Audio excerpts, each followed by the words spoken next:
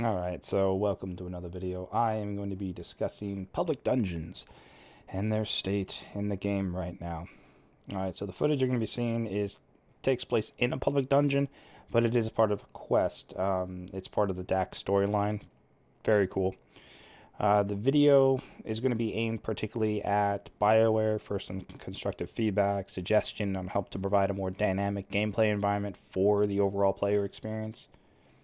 So let's go ahead and get into it, okay?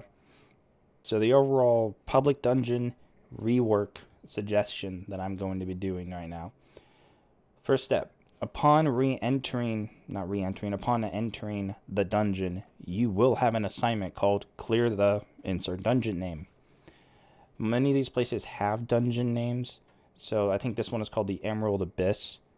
Very cool name. So it would say clear Emerald Abyss. Next. Each area has a marked enemy that must be killed in order for the gate to open. Kind of like how the gatekeeper operated in Tyrant Mine, where you had to kill him to get the key to open the echoes, the prison cells for the echoes. It's going to work like that. However, the area must be cleared 100%, which means you cannot just kill the marked enemy and move on. You have to clear the entire area of the dungeon before you can move on. This prevents people from running ahead and progressing without the group if you are doing this with a bunch of randoms in free play. Everyone knows that your experience in public matchmaking can be ruined by the selfish bastard who decides to speed run it, and all of a sudden you're like, oh god, the tether's taking me to you, so now I can't do anything. Alright? That's not cool. So the way to do this is to prevent people from doing that by saying you must clear everybody out of this room before progressing. Everyone can leave and enter the dungeon freely. However, progression is tied to clearing each individual room of mobs prior to progressing to the next room. This will be kind of like the gate opening up, right? There'll be no notification saying you can progress now. It'll just happen. Upon reaching the final room, a small horde mode will be triggered. Usually set off by a sub-objective, kind of like, an arcanist saying, hey, please save me, I'm being ambushed, I'm being attacked. Or the Freelancers or Sentinels are kind of trapped in the dungeon and haven't been able to get out because they've been under attack by these mobs. Your job would be to eliminate the threat. Now, through this, eventually what's going to happen is a boss mob will enter. The final boss will be either multiple legendary mobs, titans, and a Scary, or a named Titan.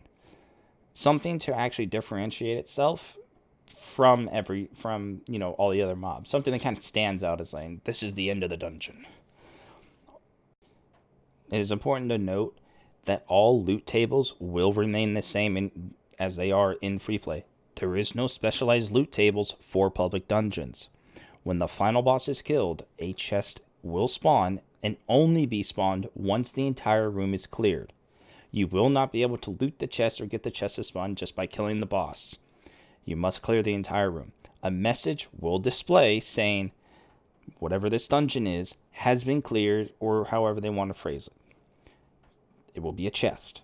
The chest loot is the same as you would receive through a world event. It will not be some stronghold chest. It will be whatever the chest loot tables are for world events will translate into here's your public dungeon chest loot. It's to make sure that free play loot stays within free play. Doesn't matter what you do. Now, some people might say, well, this will be so much more effective to farm than public strongholds. However, strongholds have a higher chance of granting gear. It's up to the player on how they want to progress. So when you die in a public dungeon, you will spawn inside the public dungeon. You will not be teleported to the Strider.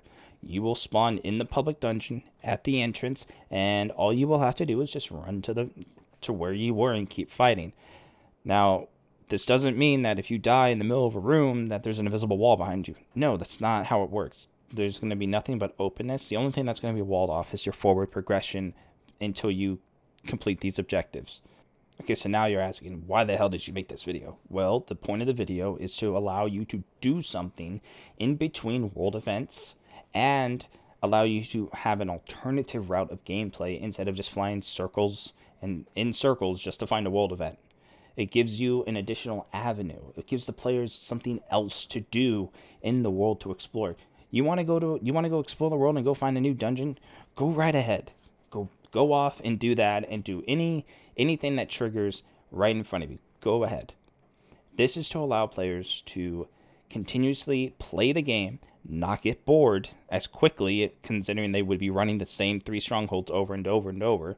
This allows them to say, let's go in this dungeon, let's go clear it, we'll come out, we'll do a world event, and we'll go find the next dungeon. It's to divvy up the constant matchmaking cycle. Oh, I did it, back to Fort Tarsus, requeue, let's go. Yeah, no. That gets boring after a while. Everybody knows that. This is to help players stay in the game longer, enjoy the game. And some of these public dungeons, I played them as they are now, they can be challenging. You can get so turned around sometimes when fighting in these small corridors that you can go down more often than you actually would think. Alright, so I just want to thank everyone for watching.